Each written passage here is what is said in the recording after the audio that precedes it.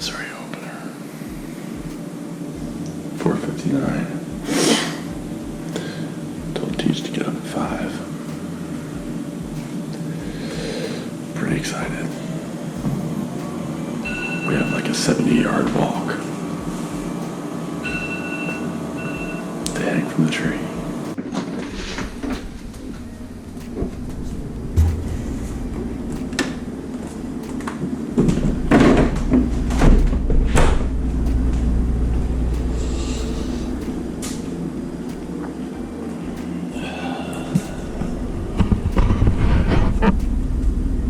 This is the prepping area.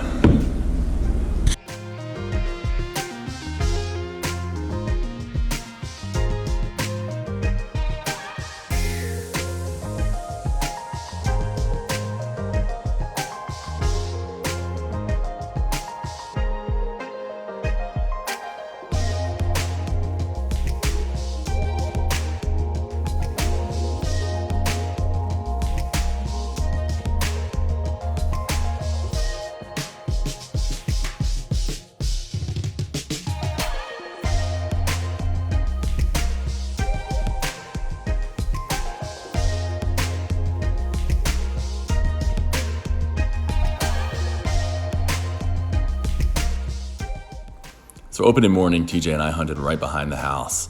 We had a couple of decent bucks on a somewhat regular pattern coming into our food plot, which wasn't much because of the drought, but we had a couple of scrapes in there that they were coming and checking on the regular. A couple of minutes before shooting light, and it was still pretty dark, I saw a buck on the other side of the power line. I actually heard him grunt just a few minutes before that. And it was just too dark to really do anything with it or see. I just kind of saw a dark blob on the other side of the food plot. And I could tell, he had a nice rack on him. But it didn't work out, and we didn't see anything else the rest of the morning.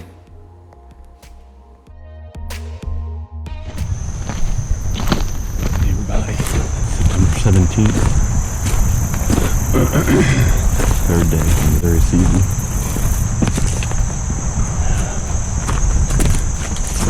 First time out. I went with TJ on opening morning when I was filming. And I had to leave you out of town for work. So this is my first time out. It's my first time out since opening day in Nebraska. I tagged a nice buck there. Tune into the Tethered YouTube channel for an exciting video of this awesome hunt. We can do the same thing here. My goal is to get a self-film kill of a nice buck.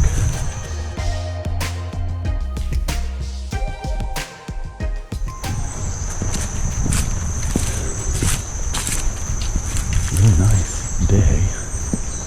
A little warm, like 80 degrees. Can't complain. And we had a north wind, interestingly. So I had 3 really nice bucks on a really killable pattern. But there's been some other hunters in here every night. And according to TJ, they've been driving through the edges of the fields, riding four-wheelers, out walking right at prime time in the middle of the fields. So they think somebody even shot one because they were out looking for it with a flashlight right at dusk. Hopefully it's not one of my target bucks, but if it is, hopefully they got it.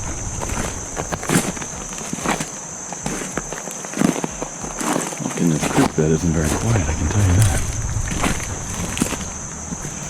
Anyway, I'll check back in when I get set up.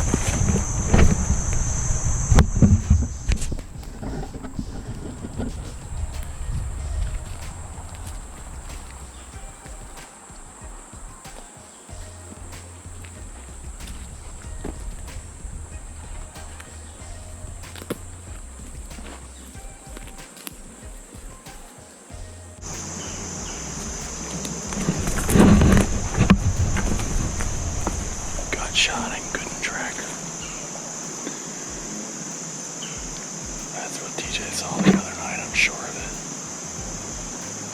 They were about 100 yards away.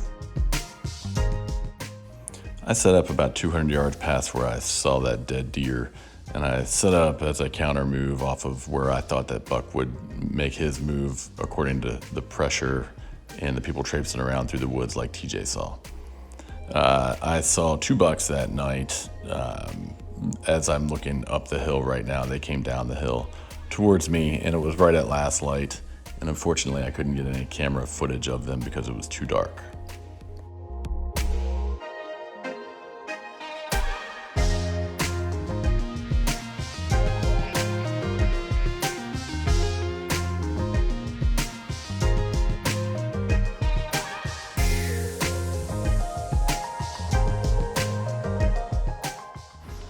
After a night off, I was back at it the following night, e-biking in, getting set up, and had a really good sit, but again, no dice.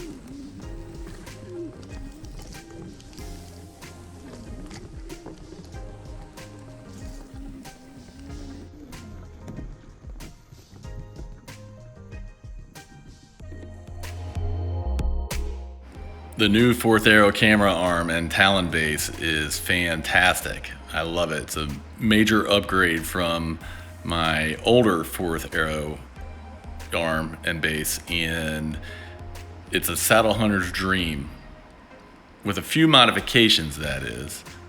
And there is one thing I would change about the foundational construction of the arm itself, but all in all, it is the best arm on the market, especially for the saddle hunter.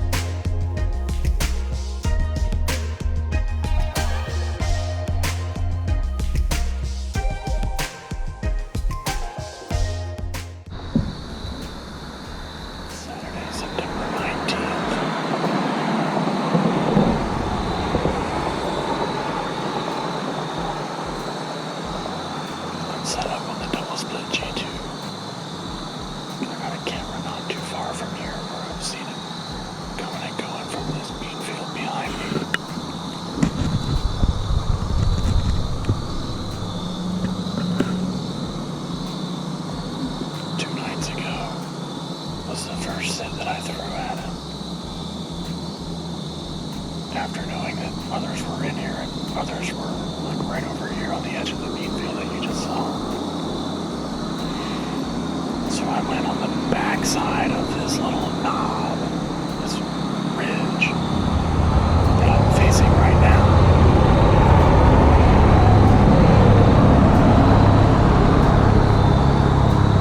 And they came right down to me right at last light. I didn't have camera light. It's $2. So I let it sit a day. And then today it's actually cooler.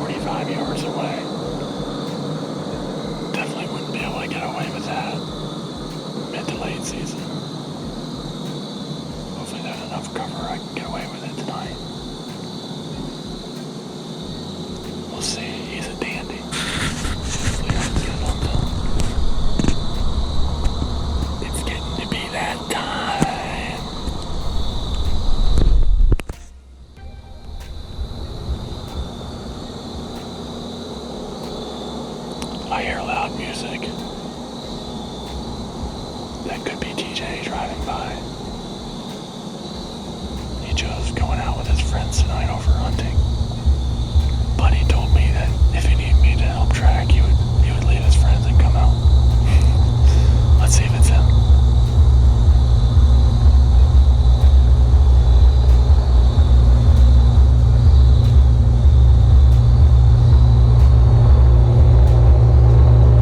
No, the vehicle's too loud.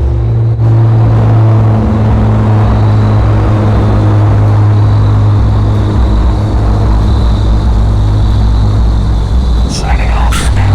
I didn't see anything in daylight that night until I got down and had a large-bodied solo deer blowing at me and running off.